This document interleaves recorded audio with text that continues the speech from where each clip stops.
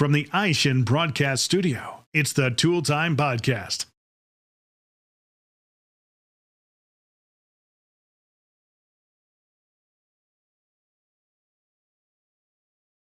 Hello and welcome to an all-new episode of the Tool Time Podcast.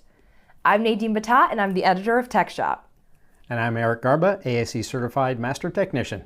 Eric, what's up? Hey, Dean. Glad to be back in the studio with you. Absolutely. Listen, we have a huge guest joining us today. We have Bill Hamby, the president and CEO of the Auto Care Association, joining us for the podcast. That is awesome. I think we're going to have a great conversation. We're going to cover right to repair and, some issues that are going on within the workforce right now, the technician shortage being one of the most major topics to discuss. Absolutely. I'm really excited, so let's just dive right in. Let's do it. I think it's going to be awesome. Ready? Absolutely. Let's do it. Bill, thank you so much again for joining us. Let's dive right in. We've heard a lot about right to repair. Can you start off by explaining why it's so important to our industry? I would be glad to, Nadine. Eric, thank you so much for having me. Maybe it's best to start about the why. We've all heard about right to repair for many, many years. But I think it's important for the listeners and the viewers to understand why it's important. And we recently conducted a survey of more than 800 technicians through Babcock's. And the results were startling in terms of data that was available or not available to technicians. So I'm going to read off a few statistics. That'd be awesome. That will try to shed some light on why this topic is so important. First of all, 84% of the technicians that responded to the survey said that right to repair was their number one issue as a business. 64% of the respondents had an issue accessing data on a weekly basis. Now, here's the real killer shot. 51% of the shops that we surveyed responded that they had to send between 3 to 5 vehicles per month to the dealer because they were not able to access the diagnostic or maintenance information that was required to fix that vehicle.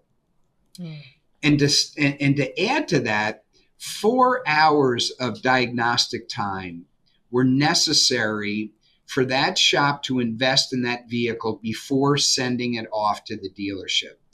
So you might hear the automakers counter argue about right to repair. Well, they're getting all the information that they needed. And this empirically shows that that is not the case. And each time that a technician or a shop sends the vehicle back to the dealership, it's a slow cut for the aftermarket. And when we aggregate all that lost time and all those vehicles that have been sent to the dealership, it represents a $3 billion loss to the industry on an annual basis. And we can't take this as everyday business, because it's going to continually get worse as vehicles become more complicated and we're more reliant upon data. So right to repair is real. And so that's what I wanted to reinforce to the listening audience, is that all of you, I'm sure, have experienced the inability to access that data, and we can't take that for granted. So that's why right to repair is so important to the industry. Yeah, as a technician, I can relate, and not having the proper access to data is just really frustrating. Right, it really absolutely. costs you a lot of time and money. So Bill, where does the Right to Repair Act currently stand? Well, we have 3 fronts for right to repair, 2 of which are state-based. So in 2020, we passed a right to repair ballot initiative in Massachusetts. More than 80% of the voters approved the ballot initiative. And we didn't lose a county in Massachusetts. We won every single county in Massachusetts. So shortly after the bill was passed, the automakers sued the Massachusetts Attorney General, saying that the law was federally preempted, saying that it posed cybersecurity threats. So that we went to court in June of 2021 in Massachusetts, and there's still been no verdict on that trial, which is eminently frustrating for us, as you can imagine. So right now in Massachusetts, we are actually working with the Attorney General to implement the law, to look for occasions where that data is not being provided to the aftermarket, and potentially creating a class action lawsuit in Massachusetts to pursue the enforcement of that law. That's where Massachusetts is. In Maine, last election cycle, we won again by 86% of the voters approved. We are forming a governance committee in Maine to make sure that that law is implemented to the tenets of the law. So that law is moving along. We can't afford, nor does it make sense to go state by state by state. So it makes sense to have a federal preemption or a federal law that covers the tenets of right to repair. And that's where our federal initiative comes into play. We have a bill in the House of Representatives. It's called H.R. 906, the Repair Act. So the Repair Act really brings the tenets of Massachusetts and right to repair under the federal blanket. So currently where that bill stands is in November of 2023, the Energy and Commerce Committee, where this bill sits, it passed subcommittee unanimously. So there were some amendments that we needed to address. So right now we are lobbying the Energy and Commerce Committee, headed by Chairwoman Cathy McMorris Rodgers from Spokane, Washington, and urging her to get the bill to the full committee, where we're very confident that we have the amount of votes that we need to get what we call a supermajority vote. And once that vote is done in committee, it would move to the House, and we're hoping that it would proceed quite rapidly because of the supermajority that we feel that we would get out of the committee vote. Then it moves to the Senate, and for all of you that have seen Schoolhouse Rock, right? I'm just a bill. So we are following the process of creating a law here. But what we need to do as an industry is to really communicate to the Energy and Commerce Committee about how important it is for them to move this bill along. The Energy and Commerce Committee has about 2,000 bills in front of it, and we really need to ensure that we get the attention of Cathy McMorris Rodgers and the rest of the committee to bring this to a full vote. That's excellent. You guys are Absolutely doing a great job, honestly, with right to repair. It's exciting to see all these developments happen. And another topic that's huge for our industry right now, while we face all of these challenges in the workforce, one of them being is the shortage of technicians. Can you guys talk a little bit about some of the reasons behind this? You know, since the minute I walked in the door, enticing young men and women to our industry has been a critical part of our agenda. We've tried school fairs, we've tried education, we've tried various different means of bringing young men and women into the industry. And where we really landed is that in order for us to be most effective, is that we have to create a workforce initiative program within the association and the industry. All of you that are listening know that there are a myriad of types of jobs in the auto care industry, whether you're a technician, a shop owner, a service writer, a product manager, a marketing person, a salesperson, an accountant. So what we want to do is really amplify the size and scope of our industry. We're a $500 billion industry. We employ 4.9 million people. We are very technical. So the appeal is there. We just have to make sure that we continually reach those young men and women, especially technicians, to let them know what a great environment the auto care industry is. So we're approaching it from a standpoint of supporting our technical trades. So how do we do that? And many of the listeners are really not aware of the fact that if you have an 18-year-old a son or daughter, they can apply for a Pell Grant for a 4-year university and have some financial aid. Did you know that Pell Grants are not available for technical schools? It's ludicrous. With the amount of job openings and good jobs that are available, we are really trying to rally behind the fact that a financial aid, such as a Pell Grant, should be made available to technicians pursuing a career in our industry.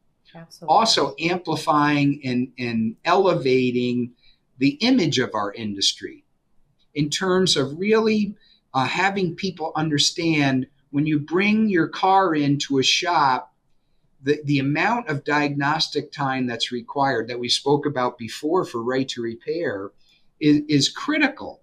So the role of a technician now has changed. And those technicians have to be engineers, they have to be coders, they have to be they have to really be good diagnosticians. I didn't say that very well, diagnosticians, but diagnostic people. How's that sound? Perfect. So, but we really need to lean into the fact that our industry is technical and to appeal to those young men and women that have a technical ability. Presented from the Aishin Broadcast Studio at Babcock's Media. Yeah, such important topics and such real problems. Absolutely. How do you view the future role of the government to support workforce initiatives in the automotive industry? Well, as I just mentioned, I think that Europe does an outstanding job with apprenticeship programs. Why don't we have a national apprenticeship program for electricians and plumbers and automotive technicians? And some of the states do it really well. Here in Maryland, we have a board member, Dwayne Myers from Dynamic Automotive, that really leans into involving the community, creating apprenticeship programs. And when you create a good apprenticeship program, you create a relationship with that young technician that they want to work in your facility, they want to work in your shop. And it exposes those young men and women to this great industry. So apprenticeship programs are number one. Financial aid packages for those that are interested in those schools are number two. And quite honestly, the work that we do through the University of the Aftermarket Foundation, bringing young men and women and providing them that financial aid that they need to become technicians or product managers or whatever the case might be, I see it as being twofold. Government and industry working hand in hand to provide the aid that's needed in order to ensure that these young men and women are able to pursue those careers. That's excellent insight, Bill. Absolutely. I really appreciate that. Points. And, it's nice to think about, why don't we have a national apprenticeship program? Truly, why isn't that a thing? Great idea. Yeah. Great idea and Absolutely. great insights on that for sure. Now, to close off, as aging technicians near the ends of their career, is there anything they can do to help support the industry? Oh, I don't care if you're an aging technician or a brand new technician. The one thing that we really focus on at the Auto Care Association is member engagement. Mm-hmm. And I think that it's important for us to realize that we are part of this huge 4.9 million employee family. I think everybody should be proud of the fact that we contribute $500 billion to the economy, that we produce more than 2% of the nation's GDP. So engagement's critical. It's critical for career path. It's critical for self-awareness and self-learning and self-advancement. But there's two ways that I really feel that If you do these two things, you're going to help your industry. Number one, we talked about right to repair a little bit earlier. We're going to show you a QR code on the screen, and we're going to make it available. The first QR code is for everybody. And that QR code takes you to a form that you would fill out that automatically generates a letter to your 2 senators and to your local congressperson, urging them to support right to repair. I encourage everybody that's listening to do this, because the legislators do listen to member feedback within their congressional district. That's critical.